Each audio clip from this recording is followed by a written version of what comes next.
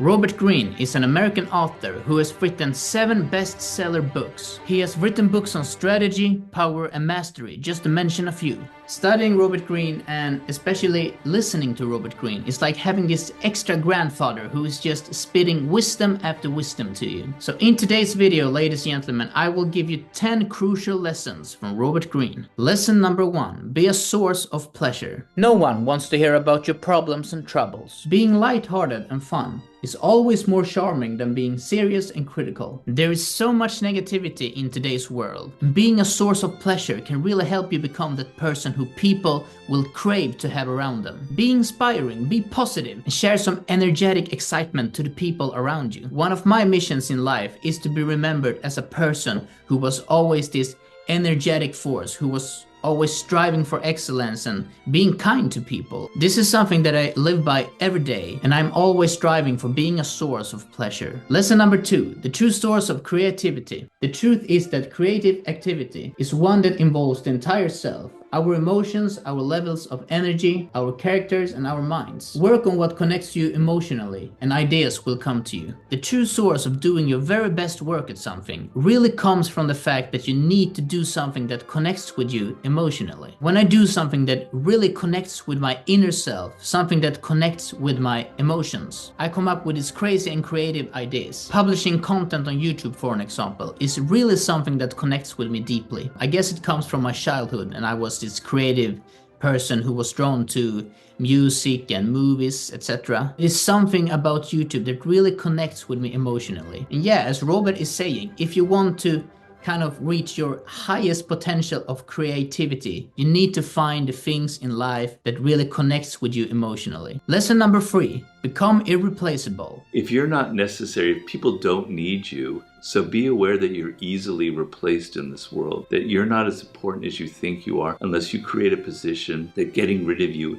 is so much trouble. Becoming irreplaceable is a hard one, but I think it all comes down to the fact that what makes you special, what makes you unique. If you have a job, you should know that you can be replaced at any second. So really find the things within yourself that makes you unique and try to blossom that uniqueness. Always strive to learn more, because if you are a man or a woman who is constantly learning stuff and evolving, then eventually you will develop this kind of uniqueness to your character that no one really can take away from you, and in that way you can become irreplaceable. Maybe this next lesson from Robert Greene is perhaps his most famous lesson. Never outshine the master. Never outshine the master. The idea behind it, which I think a lot of people in the world today have difficulty with, is that everybody you deal with has an ego. Don't imagine that somebody who pretends to be, who's all powerful, who's your boss, doesn't have an ego. Don't imagine that I don't have an ego, or that you yourself don't have. Everybody has an ego, and everybody has insecurities. And if you inadvertently trigger his or her insecurities, you're in for a world of trouble. You're probably going to get fired, or something bad's going to happen eventually, right? You're not even aware of it. You'll be fired, and they'll be telling you it's because you didn't perform well, but actually you made the person feel insecure about something that seems so trivial. Always make those above you feel comfortably superior. I believe that this lesson really applies to the young people who is just entering the workforce. In the beginning, you can never outshine the person who is above you. If you're trying to show the person who is above you that you are greater at something, that person will slowly start to push against you. They will work against you. They will not work with you. So never try to be better than that person who's above you, because you will get in so much trouble if you do that. So never outshine your master. Make him or her feel superior. Lesson number 5, master your emotional responses. Displaying anger and emotions are signs of weakness.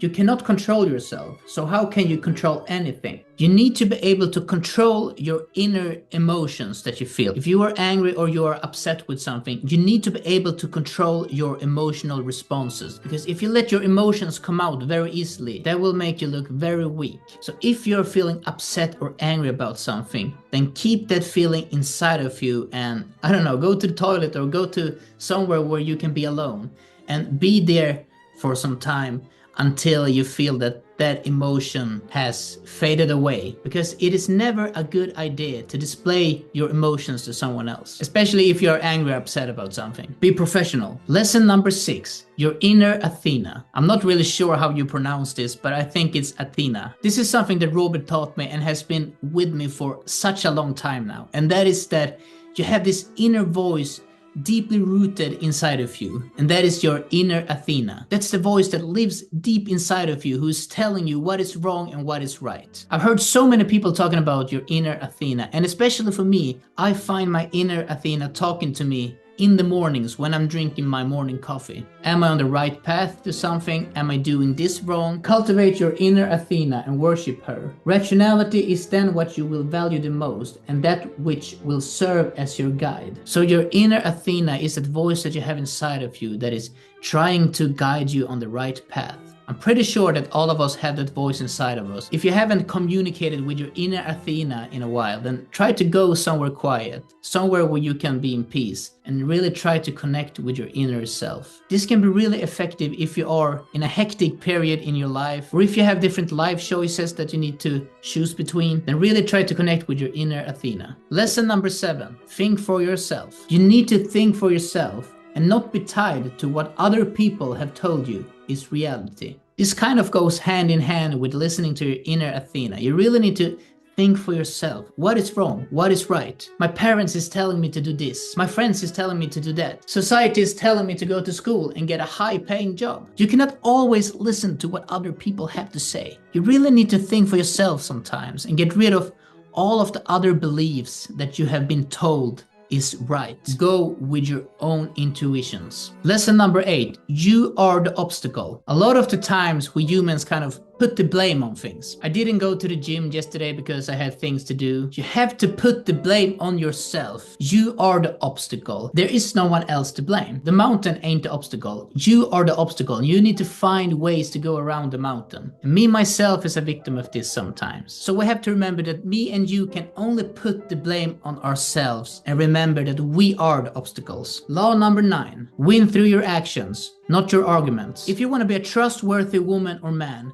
you cannot always be talking about your promises. If you want to be trustworthy, let your actions speak for themselves. So let's say that you want to befriend someone. You don't become that person's friend by saying that you are a great person and that you will do this for him or her. It doesn't work that way. You become a friend to that person by really showing them what you go for. You call them throughout the weeks, you text them messages, you send them reels, you're always loyal. So through your actions, you're showing that person that you are a good friend. Not by telling them how fantastic you are, but by showing them through actions. Ladies and gentlemen, we have come to the last lesson from Robert Greene. Advance with a sense of purpose. In a world where so many people are meandering, those with a sense of purpose spring past the rest with ease and attract attention for this. Find yours and elevate it by making the connection as deep as possible. If you're operating with a high sense of purpose, then all of your decisions and ideas have greater power behind them because they are guided by a central idea and a purpose. You need to wake up and have something that excites you, something that gives you purpose in life. Because without a purpose, you're just wandering around feeling unmotivated all of the time. So whatever you do, and I know that this is hard, but you should really strive for finding a purpose in life. My purpose at the moment is to wake up every day